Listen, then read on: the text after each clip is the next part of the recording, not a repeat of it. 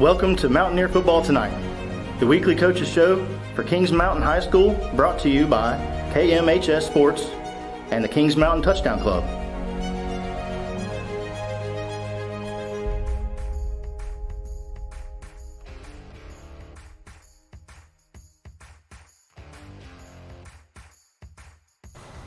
Welcome, fans. We are here for Mountaineer Football Tonight for the final show for the season. Along with me, Coach Herron, of course. Coach, welcome. Good to see you. Good to see you. Glad to have you here. Drew behind the controls, and we are blessed tonight because the photographer, Charlie Smith, is with us behind the camera. Charlie, how are you? Good to see you. We are glad that you are with us, and we are, like I said, going to record this and let you watch it, and it'll be there for you for those of you that are not able to be with us and you watch it later. But I will say we're going to go over the season, talk to Coach about what he saw, what he learned, and go over some things that we saw our Mountaineers do this year. So we'll get right to that after the break. We'll take a sponsor break really quick, and we'll be back and get going with the show. So hold tight. Mountaineer Football Tonight is sponsored by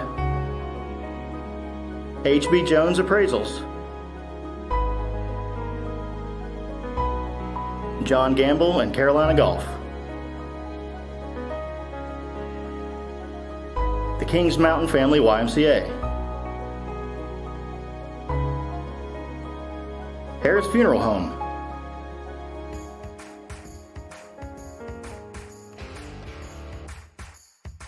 Good. Welcome back, Coach.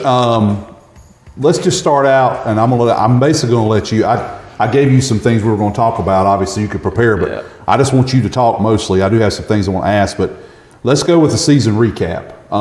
Talk to us about the obviously the pieces you saw, the positives that you're taking out of the season, negatives that you look at, that you're focusing on. I'm going to give it to you all three at once, and I'll just let you talk, and I'll interject if I can. And then some things you've learned this year just after this first season. Gotcha. Well, the positives, first of all, is 10 wins. That's an accomplishment in itself. A lot of teams would love to have 10 wins, and so I don't think that we can overlook that. It was a great year as far as that's concerned. The other positive is you could see as the season went on, right there towards the end, the relationship between the players and the coaches was getting stronger. I talked to some of the seniors after the season had ended, and one of the comments that the seniors made was, we need to have more of a connection between the coaches and the players, and then he stopped himself and he said, but I understand, this was your first year, this was the coaching staff's first year, and so that kind of comes along with time. So even the player realizes that, but that was another positive. I thought the relationships were getting stronger, and then the last really positive that I can see is the future. The future looks really bright. We've got some young talent that's coming along, and some guys with some really good attitudes, and they seem like they want to be coached, and that's what you're looking for. That's what makes a coach's job a lot easier is when kids are really taken to what you're trying to get them to do. So. On the negative side, I never could figure out. I've been coaching for a long, long time, and I usually when I coach, that's the first thing that happens is my players buy in. They want to do well, and we never could actually get that buy-in from all of our players, especially our older ones, and understandably, it's from what they had done through their whole career to where they were then.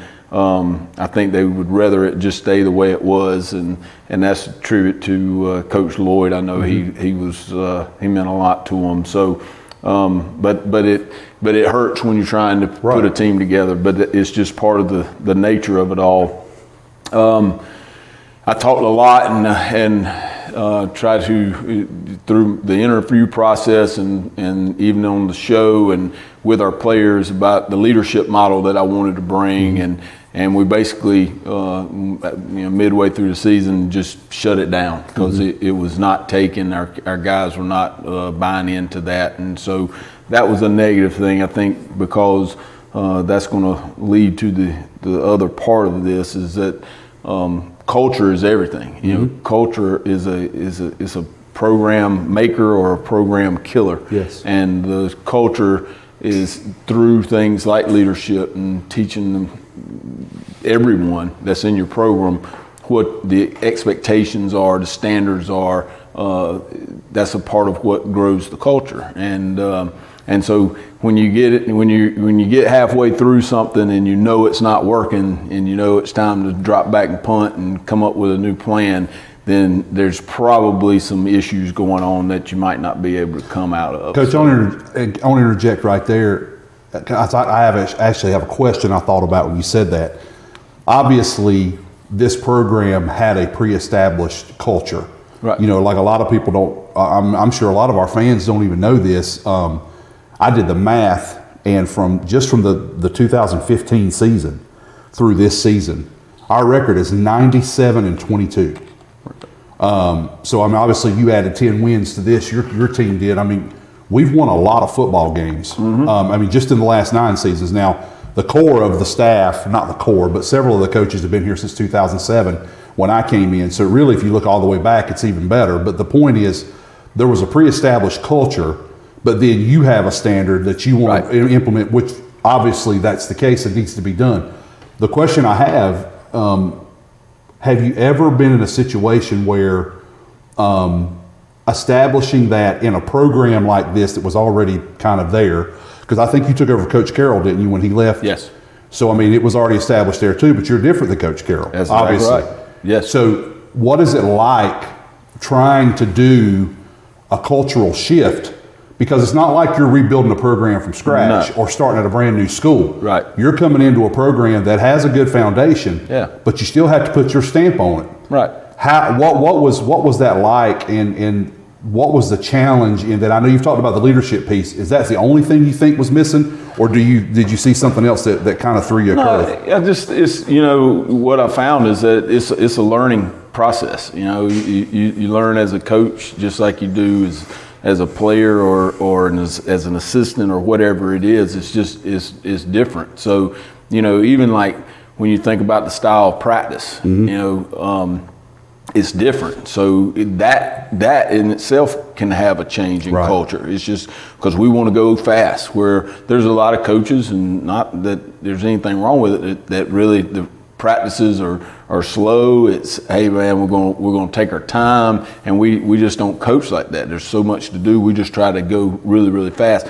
But so it's hard. It's hard for people to see an adjustment. So with that, there's that adds to the culture. There's parts of it that adds to the culture. So, you know, but little things like so from the very beginning, a standard that we set was, if you miss practice, you won't play. If you miss a practice, you won't play the first quarter of the game. If you miss 2 days, you're going to miss the half. It's kind of like, it's like having a job. If you go to work, then you're going to get paid. And our guys there's like, hey, we have a kid that was sick and he didn't come to school, didn't go to practice, and they couldn't understand. Well, that was something that he couldn't help. So, and I get that. I understand that 100%. But at the same time, while he wasn't there was somebody playing his position in practice, and they were doing the practicing. Right. So why shouldn't they get to play? Yeah. You know, it just doesn't all add up. And so in the long run, at the short term, when you're looking at it, people are going to, especially they're going to have issues with it, because it's new, it's different. But in the long run, it's the same thing happened where I was before. It took probably about 2 years. But after 2 years, we didn't have people miss practice. Right. They knew, hey man, if I miss, I'm not going to get to play. Coach Herron's it's not going to change. And so as long as you're consistent, then players and coaches figure that out, and then the culture starts to change. Yeah. So it's not that it's just my way of doing things. Right. I can tell you there's a lot of coaches that are not like that. They don't believe in that, and that is, so it is what it is. Yeah. But I think in the long run, that is what we need to help kids. Yes, of course. That's what kids need to learn, is that I can't just decide that I'm not going to go to practice, or I can't take the day off. And even if I could, might not feel well, but I could go to practice. I could get it done if I need to, but instead I'm just going to take the day off. Yeah. All of that stops. That's where the culture change comes in. So it's just a part of the way I coach. It's just being a guy who in high school played a lot of football, sat the bench a lot in basketball, and just saw it from both sides of how I think sports should be done and teams should be run. Yeah. And that's the way I'm going to do it. Well, you had to get into and see kind of how it operated. I mean, Right. One of the things I was sharing with one of our fans is I said, you look at Coach Herron from the time he came in, I said they've had to hit the ground running. Yeah, that's right. Which is usually what happens, because typically moves in high school football happen between December and February, Right. typically, if there's going to be a change. And I said, you think about, we're talking about new system on defense, new system on offense, learning who the personnel is, who's coming back, some new kids coming in. There's a whole lot going on. Coaches, you got to get a staff together. You've got all that going on. You got to figure out how everything operates here. You got an outgoing coach. You've got all kinds of things to deal with. And I said, and then the next thing you know is spring ball. Yep. And I said, that's the first real time you get to see what you have. And that's the real first time they're hearing from you as like on the field. There's a lot of difference between the field and like in the hallways and in the weight room. Right. You're not a different person. I'm not saying you changed, but I mean, there's a different mindset. Different mindset. And so that takes a little while. So it's going to take a little time. And, the expectations, I think, I know the expectations are high, because we as a community, as a fan base, as a parent, we know we're talented. But from the coach's standpoint, that is also a parent and a fan base person and all. I understand that it's not going to happen just like that. Right. And so I think sometimes, yes, we've had a great record and things have gone really well, and we've been very, very blessed compared to a lot of programs in our area. But we also have to have, we have to have a little bit of reality on our side, knowing that we're dealing with all the things I just said. And then at the end of the day, it's just a game. It's just a game. It's kids. And it's a chance to help kids. And that's right. If you're, I said this to you one of the shows a long time ago, and I might have said it off air. I could have said it on air. I don't know. I've said so much. But I said I saw a quote from a coach somewhere up north, a high school coach, and he said that it was something to the effect of, he said only like 3% of the players would play college ball, but 100% of them are going to be adults. That's right. And he said, my job is to make them better men. That's it. And that's the mantra I've always had as a coach, and what I've thought, and when I've coached girls too, but to make them a better adult. They're all going to be adults. Right. And so it's all about that. And I've also said football is the consummate team sport, and it teaches so much more about life. Yeah. And that's what I think we lose that sometimes when we don't really, when we're so focused on outcome. Right. We lose that a lot of times. It's all I about think. Winning. Yeah. Right. And that shouldn't be that way. No. And, it's just like you asking me about goals. What are the goals? And I don't have goals. We don't set goals. I don't believe in goals. This may sound cliche. It may sound like it came straight out of the Nick Saban book, and I'm not trying to be like Nick Saban, but I believe in the process. There's a process that takes place, and if you do the process and you do it the right way, and your mental state of mind is about completing the process the best that you can be and the best that you can do it, then you'll get what you deserve. Yeah. And so that's the way we work. You get what you deserve. Yeah. That's what you got to do. And you get an opportunity to do that in a different way. You go to practice every day, you go to the weight room, hit it hard, and then on Friday nights you get a chance to go out and compete. So tell me some things you learned in your first year. Well, Not your first year of coaching. Right. Your first year with us at Kings Mountain. It's just, some of them are kind of reminders, and I jotted down that culture is a huge part of the formula for success. Because I used to talk about it and coaches before me that I worked with, they would call it a formula. We have this formula, which is having good players and having good coaches and working hard and so forth and so forth and so forth. And all of that is driven by culture. And so it was a good reminder. It was actually good to see and learn that that is true. It's true. Yes. You know, this year was almost like an experiment. Yeah, we got great players and we got good coaches and we can go out and work hard, and we'll where we are culturally wise, will it take us where we need to go? And we see. Yep. So it was good. It was a good learning experience for me to think about what I've been a part of in the past, and knowing that I can truly say that I believe that the change in our culture that we had an effect on what we were able to do. So that was good.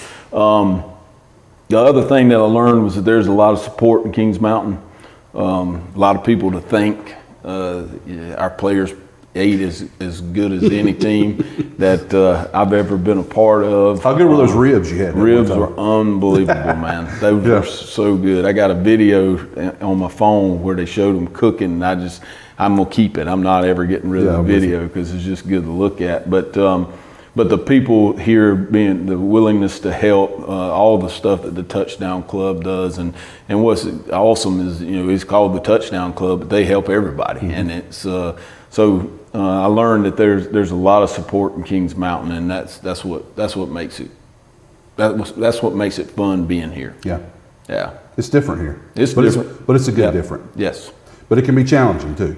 It's everywhere. Everywhere's challenging. Yeah, it is. Everywhere's challenging. Everything's going to be a challenge. You're going to have people who, and it's like I taught our players from the very beginning. Believe it or not, you're going to have people sitting up there in those home stands that are pulling against you. You don't know it. You don't believe it, but they do. Yes, they do. And so we're out here together as a team. We got to do what we need to do, and don't worry about any of that stuff on that side. And sometimes I think it's bigger than what a teenager can handle. So it is what it is. It is, but making them aware, I think sometimes it'll resonate with more of them than you think, and in time it'll definitely resonate with all of them.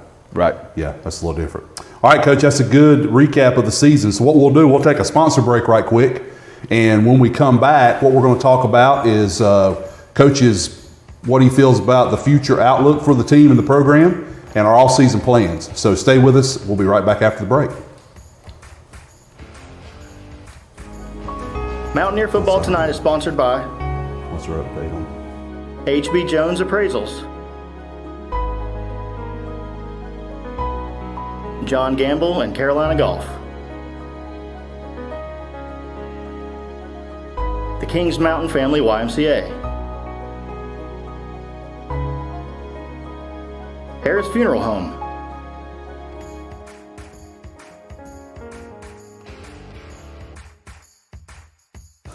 Welcome back. Glad to be back. So, Coach, let's talk about, we're going to look at the future and the off-season plans. Let's do the future outlook first. You mentioned this a little bit when we started. Talk to me about what your anticipation is going into the off-season as you're going into it and you're first moving into it. You were talking to us a little bit off air about it as well. And obviously we know as fans, but we want to know this question, or the answer to this. Which players are you looking at going into the off season as being your leaders for next year, or that you're anticipating good things out of? Yeah, well, and I just sitting down writing some notes. The players that need to step up for us, Thomas Fair, Eli Lipscomb, those guys who were a big part of that defensive front. They'll be back, and they'll be huge in what happens in the off season. Mm-hmm. I spoke with Thomas and Eli both today, and Eli asked me, he's like, Coach, what's the plan for weightlifting now? That's good. And that is good. So, but he's wrestling right now. But it's good having guys like that are talking about things that are going to help us is big. Antonio Armstrong. He's in the same position. He'll be a senior next year. Linebacker, plays really well, and so those guys. And then you've got some other guys that played defense, but they began playing this year, and some of them are young, and that's what I like. That's one of the things I'm excited about, is we've got a good mix of young and old, which is which could be really, really good if it's conditioned the right way. But Ja'Kalen Littlejohn is going to help us in the secondary a lot. Tyler McIntyre, we got to get him to step up and play. Jaden Williams, who's another young kid, played corner for us some this year. Barry Moore. All of those guys are kind of what we would consider returning defensive players. Right. They played got a lot of snaps. So all of those guys have got to help us in the all season. On offense, the returners. The great thing is we've got linemen. You know, and they got playing time. They got a lot of playing time, and a lot of them back. So Braden Barnes, Dom Davis, Caleb Bungardner, Jack Kaiser. Who will be a sophomore next year, Samarion Dawkins, all of those guys will be returning. But plus we've got some other guys that we can mix in there too. So that's exciting to see, because this all season is going to be huge for them. We can really get them stronger, and we can get them out on the field, like I was saying, doing sport-specific stuff that could really help them with their feet work and that kind of thing. So that's exciting to see. Receivers, you got Fat, Zorion Lanier, and Jaden Gash, both of those guys. William Bond, Tex, who we call Tex, was playing for us a little bit at the beginning of the year, broke his hand, got him back those last couple of games, used him on special teams, but we're looking at him to play like our H-back, kind of what UNASH did for us last year. And then running back, and I'm not calling the youngin. I'm not calling him a newcomer. I'm calling him a returner, because he did get some snaps and he got a lot of practice time. But at running back, you got Josiah Hill that'll be back as a junior, which is really impressive. And then you've got Savion Lindsay. He will be coming in as a sophomore, and he'll be with us, and those two guys will take care of all the running needs. And then on top of that, we may have to use Josiah a little bit on defense because we're a little bit shy in the linebacker range. But either way, having both of those guys able to carry the ball is going to be big. And then, of course, the last question, what everybody wants to know, the same question we had this past year: who's going to be the quarterback? By the way. Yeah, and it's just we got two guys. Darion, he'll be Dixon Belize. He'll be a senior, and then we got T.J. Armstrong. That'll be a junior. And those two guys they're just going to have to go compete, man. We've got to get them. They got to quit expecting something handed to them. They got to go compete. Somebody's got to fight and win. I mean, that's what the game's about. And so we'll see how that goes and where it goes. But having both of them that's been through the system now, that should help them both feel a little better and maybe a little bit more at ease. But with that being said, with those guys, then you've got some young guys that's going to come along that you'll see next year. Samaj Odoms and Wiley Rainey, both of them we brought up in the playoffs. They did a great job defensive line. Isaiah Jones and Lathan Feemster are both kind of linebacker types, and we're going to be a little bit thin in our safety position, our outside, like our overhang safety position. So some of those guys we might have to use out there and figure out which one can do that for us. But they're good football players, good sized kids. That's going to help us next year. And offensively, we brought up two offensive linemen, Weston Randall and Colt Dixon. Both of them did a great job in the playoffs, and having them on hand, I believe Colt was just a freshman, be a sophomore next year. He may be with us, he may be with the JVs because we have so many of them, but we just want them to get reps. Shaheed Henderson, who's a big old body guy, but he just can't beat the injury bug. But hopefully in the offseason we can get him strong, get him well. He could help us up front. Adrian Barner could help us.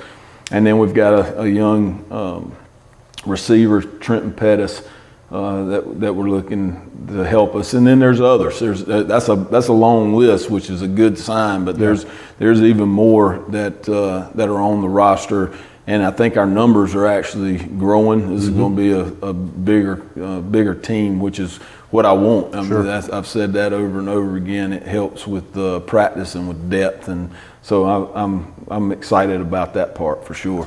Yeah, I think that you've talked a couple times about wanting a deeper team as far as numbers, and you know, there are always guys that come out or that are already on the team that surprise you. Yeah. That I mean, you feel like they can maybe make a difference, and then practice starts, and you're like, oh, yeah, we can use him here or there or what have you, and that'll help give you some more of that depth.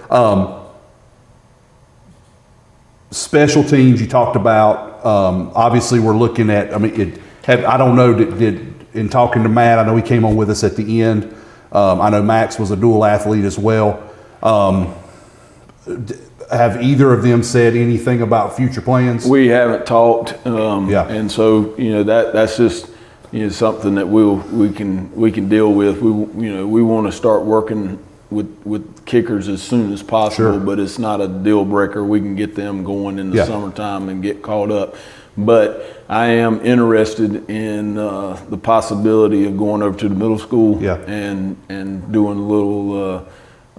Some tryout type things to try to find us somebody who would be interested in just being a football kicker, and if we can find that person, that would help us down the road. But that's just an idea. But I haven't talked to either one. I know they both want to do the other sport also, and we can like we did this year. We can work around it a little bit, but we've got to get a kicker who is that's getting his time in. He's got to get his practice time in. So that'll be something that we have to deal with. I'm huge in special teams. We got to do a good job in special teams, and it starts with a kicker. But it's hard when you have your soccer season is the same time. I didn't have to deal with that in the South. South Carolina doesn't do that. I get it. So it is what it is, though. But we can find somebody. I know out of that group you just mentioned, especially those that are returning seniors, I know you're looking for leadership out of them, and I'm hoping that that's what you get coming up. And I know you'll probably go back to your leadership program. Hope you will, because from what you've told me about it, I think it'll be great. I've challenged my own child, to be more vocal and to step up, because that's what you need. And as a coach, I know there's only so much we can do. That's right. There's a point where they've got to take ownership of their unit, of their team. And I know that's what you're looking for. So I'm hoping you named several really good young men there. Yeah. The younger ones I don't know as well, but those sophomores and juniors I know pretty well. A lot of them, and you've got a good crew, good core group coming back. Talk to us, Coach, about what's coming up in the off season. Like, what are you looking at with workouts? A lot of people are still unfamiliar. I'm going to get a little bit ahead in the question, let you talk about it, lead us there, about how we do spring practice here. I know that's all the way in the spring, but let them know, because again, North Carolina has not been doing it the way we do it now for a very long time. And some people don't know that. And talk also about what are there plans? Have we got coaches clinics planned that guys are going to? Are we working with the middle school? Are they coming in with us? Those kinds of things. Right. Well, as far as weightlifting is concerned, we've already started. We started last week. Coach Bolton, he started getting maxes on the kids, so to find out where they are, and let's get a baseline and find out if we're getting stronger, because that's the whole key. So that started last week. Everybody's still kind of in this transition period. Some of them basketball, some of them wrestling. So we haven't gotten them all in there. But when we have gotten the word out that when we get back from Thanksgiving, we'll start our whole process like we usually do. So we've got some kids that are in 5th block, some kids that are in 6th block, or period, 5th period and 6th period. So they lift then. Then anybody who's not lifting, we're going to start opening up after school. Right. As soon as we get back from Thanksgiving, we'll do that all the way through till Christmas. Right before Christmas, I'll have a meeting in the school. I got to talk to Coach or Dr. Moorhead about it, but inviting anybody who's interested in playing football. That's the hardest thing, is communication. Right. It's hard to communicate with people you don't even know who they are. So but anybody who'll be interested in football, we'll bring them down and just kind of give them the rundown of the expectations and when we'll be doing things. And as soon as we get back from Christmas, then we'll hit it really, really hard, harder than we are before after Thanksgiving. So it's already started. Guys are working. We have a system now in the weight room. We have like iPads. So what happens is our kids will get a max, and Coach Bolton will go in and put those maxes in the computer. And so that little tablet and the program that's on it, it will tell the player. The player goes in, types his name in there, and it tells the player, this is what you need to be lifting. You know, how many reps and how many sets and of whatever exercise it is. And so Coach Bolton, he has a timer in there, and the kid comes in, he types his name in, it tells them how much weight to put on the bar or whatever it is, and then the timer goes off and they start lifting. Yeah. And so it's a really good system, and they're doing a good job with it, and it'll pay dividends especially when we get going full-fledged. So after Thanksgiving, we're starting up, and then when we get back from Christmas, we expect to have everybody who's planning on playing football in the weight room, unless they're playing another sport. Yeah. And that I don't get into that. That's for somebody else's in the other sport to take care of. But we'll have most of them in there working hard. As far as coaches clinics, we do a lot of different types of stuff. Try to clinic. As far as our staff is concerned, there's several of us that are going to Nashville in January to the ASCA conference, which is the biggest football conference in the country. So we'll go there and meet with some people, go listen to some people speak, and see if there's things that we can pick up. You can always pick up something. Sure. And then we were talking with Coach Lamb the other night when he was here at the Touchdown Club meeting. We were talking to him out in the hallway. I think the offensive staff is going to go over and watch them practice in the spring and then meet and clinic with them. Coach Lamb has just talking to him in that short little period, he does some really good, cool things on offense that's different, and I think it could help us. So offense is going to do that. Coach Carroll, he sent me a text the other night and said, hey, I just got finished talking with Coach Muschamp at Georgia, and he sent me a 85-page PowerPoint on some things that we can do with our defense, because it's all in the same. So he's already into that mode, and I like it. And so we got that going, and who knows, we may ride down to Athens and meet with them in the new year after they get done with all the stuff they have to do. But that would be good to get some good ideas. Yeah. So all of that is going on. We've already discussed. We had our staff meeting at the end of the season, and we would like to put on a clinic here in the field house and bring middle school coaches, the Kings Mountain Elite coaches, anybody who would like to come and sit in X and O and talk football. We would like to do that, so we'll set that up for some time in probably January, February, something like that. Probably February. But they just hoping that they're willing to do that. So that's the idea that we have, and it's kind of the same thing. It's been going on for years. This is the clinic season, and I'm meeting with college coaches. I've had one come in yesterday, one came in today, and so then we'll go out to conferences and clinics and meet with college. I like to meet with college staffs, to be honest with you. Just sit down with them and go one-on-one. So all of that stuff is coming up. Yeah, it doesn't stop. No, it never does. We will keep rolling. I like it. That all sounds good, Coach, and I know. It's good that you can get out and do those. I know the Glazier clinics are big. They come up. I think there's one. They're in Charlotte and Atlanta, among other places that are close to us. They're coming, but y'all are going to Nashville. That's big. That one, I'm aware of that one. That is a good one. That's a real good one. It's huge. And then, like you said, the connections you guys have with certain staffs and all. I'm like you, like even with Coach Lamb at Gardner Webb. I was very impressed with him the other night.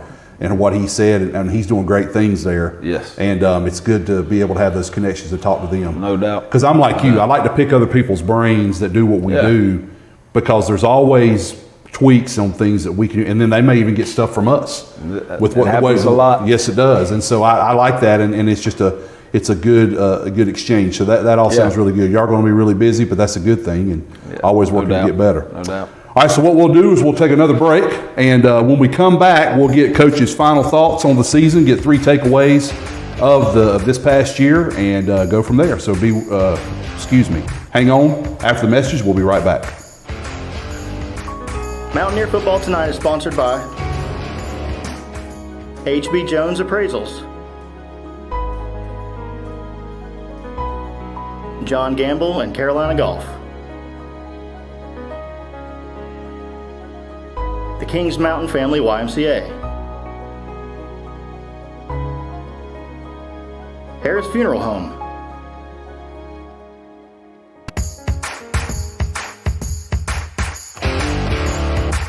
Thanks for staying with us. Welcome back. Coach, let's talk. We'll do the final part, and I'll let you get out of here. I know you got to go deep fry your turkey. Yes, sir. Have you started thawing it yet? Yeah, it's thawing. It should be thawed today. I'll be putting that thing in the brine tomorrow. Yeah, don't blow anything up. No.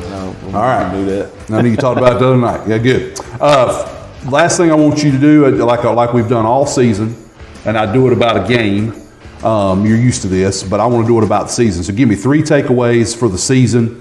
You've already told us about your focus for next year, and I put goals, but you told me we don't set goals, and that's fine. But we already know what your focus is. You already said that. Let's talk about the 3 takeaways from the season as a whole, as we've closed everything up. Yeah, and you know, I think in more general terms. So this may not be exactly what you're looking for, but you know, sometimes when you ask 3 takeaways from the season, you want to know exactly about football, and again, that's not necessarily. That's not what. I just don't think that's what drives you. I don't think that's the thing. So the 3 takeaways, and it goes back to what we were talking about earlier and having that discussion with some senior players, is having a connection with players and coaches is paramount to your success. And so, but it's important to remember that it takes time. And so, but that's something that we've got to work on, I think. And we had our coaches meeting, like I said, at the end of the season, and that was one of the things that I expressed to our coaches is, man, we've got to make the connection with they've got, and that's one of my first. I have two quotes that I go by in my coaching philosophy, and one of them is win the kid, and how you win the kid is make the connection. Yes. So we've got to do a better job of that, and it's harder here, or not here. It's harder nowadays because a lot of your coaches don't teach at the school, and they're coming from Coach Bell drives all the way from Charlotte to come down here, and so it's harder to do that now than it used to be. So, but that's got to be an emphasis.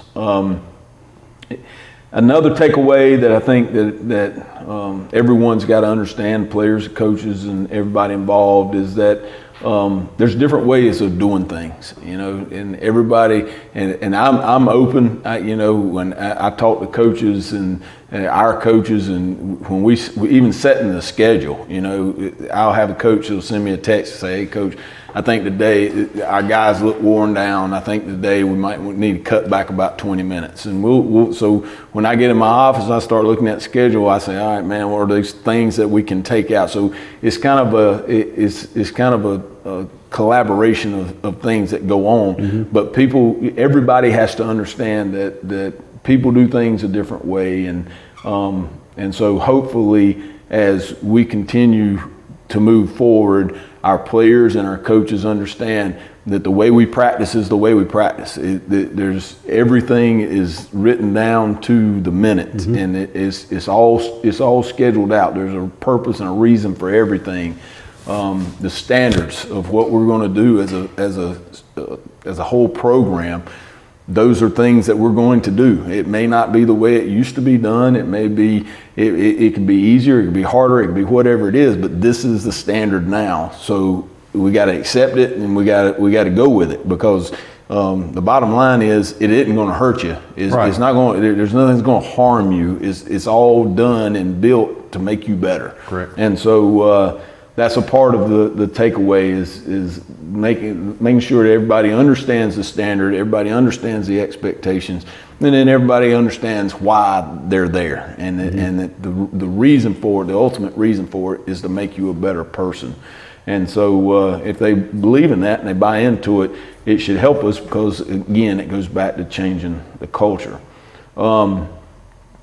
The last takeaway is that I just wrote it down, is this: our players play extremely hard and it is fun to watch. Yeah. So that is a huge takeaway, and that's something that we do not have to ever worry about as far as what I can see where we are right now. Our guys they're going to play hard. They play hard for each other, and that's something that needs to stay a mainstay. Just that they go out and play the games as hard as they can. We need to get that same effort that they give in game at practice, and the games will get even better. So, but that is a huge takeaway that has been fun. It's been fun to watch them play. Yeah, we enjoy it too. Yeah. Banquet date? We don't have an exact date, but it'll be in January. Got it. Okay. Final thing. What would your final message to Mountaineer Nation be for this season? Well, the first thing is just a huge thank you. I mean, all of the support and especially in the good times, it made it fun. You know, that was having support and people who were backing everything that we were doing. That's the most important thing, is just to say thanks. And then the second thing, I think, is everybody needs to know that it doesn't stop. I mean, we're still going to work, and like I said, you know, we got coaches that are watching film of our season right now. Both of our coordinators are watching film and breaking them down. Coach Carroll sent us a text today that said that he was wanting to let everybody know that he was going back in the huddle and he was changing some verbiage just so everybody knows, so they don't get confused when they look at it, because originally he was going to do it one way, but now he's going to do it the other. So he's at home right now, you know, breaking down film. So we're going to continue to work hard and get ready for next season, and we're going to go give it our best effort. Absolutely will. Coach, we appreciate your time. Yes, appreciate sir. all you guys have done this year. One of the things I've always said in coaching and dealing with teams is that, what's wrong with my mic? It's in the floor. It fell again. Look at there. They just read my lips. I'm going to hold it for a second. One of the things I've always said, first of all, thank you for what all you've done and the staff. But it always is tough at the end of a season, because it seems like so long to the beginning of the next one. But when you really think about all the things that are going to happen between now and summer workouts, there is a lot going on. So there's stuff to be excited about. And I think that's the other part of it, is that people have to remember how hard these guys work. Football is not like a lot of other sports. Right. Football is different, and I think it's important just to keep it all in perspective and understand how hard these guys work at what they do, and you know, like you said, it's a long wait. It's the longest wait, the thing that I have to wait for every year. And you know, we get some college football, we get some pro football, and then it's over, and then you're just chomping at the bit to get back at it. So better for me, though, we can get those sport-specific things going on out here when it's legal, and I can get a little taste of it. So that's fun. You can. Well, Coach, happy Thanksgiving. Yes, sir. Same to you. Merry Christmas. Happy New Year. Yes, sir. All those good things, in case I don't see you, but I know I'm going to see you, but I want to say that. But we do appreciate you and everything. And doing this each week is not easy after your busy schedule. We appreciate you very much. It's all right. I enjoy it. I appreciate it. All right, so we'll let Coach go. We'll take a final break and come back and close out the Coach's Show for the year. Hold on. Mountaineer Football Tonight is sponsored by HB Jones Appraisals, John Gamble and Carolina Golf, the Kings Mountain Family YMCA, Harris Funeral Home,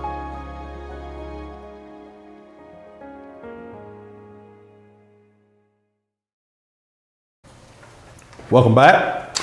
Just want to close out and say thank you for watching the show. move my chair up so I can get close to the camera. Not that you need to see me any better, because trust me, I'm no looker. But we want to appreciate you, really. Drew said amen. That was really me. Appreciate you being with us all year this year. I want to tell you, first of all, I am not worthy to speak on behalf of Drew and Lamont and Jeff and the others and Mike and the camera people and everybody that helps us, but I do want to speak on their behalf and say thank you for watching each week and being with us. Hold on one second. Coach, you forgot your coat. Hey man, I was about to say, can y'all move the commercial? Yeah, we'll edit it right quick. Coach is going to slide back in and get his coat. There we go. No worries. Hey, that's what happens when you do things like this. Yes, sir. But on behalf of them and all the ones that work in the show, we want to say thank you for being with us each week and watching the games and giving us feedback. We really enjoy doing it and are blessed to do it. And the reason we're able to do it is because of the Touchdown Club. Coach said it right there. I've been saying it for weeks. We are blessed to have a foundation that helps all things Mountaineer. Yes, it helps the football team, but it also helps the cheerleaders. It helps the band. It helps academics. So please consider that going into the winter and the spring sports. Don't forget about being a part of the Touchdown Club, because they're going to continue to help even into next year and then going into next football season and beyond. So we really want to encourage you to do that. We also want to encourage you to keep referring to the YouTube channel.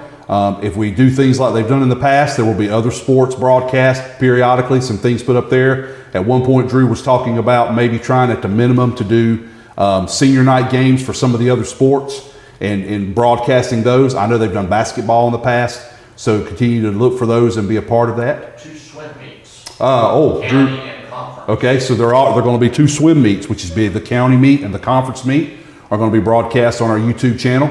And so that's a big deal. We're really blessed because not a lot of schools have what we have as far as broadcasting our things for our athletes, I should say, for our fans and our community.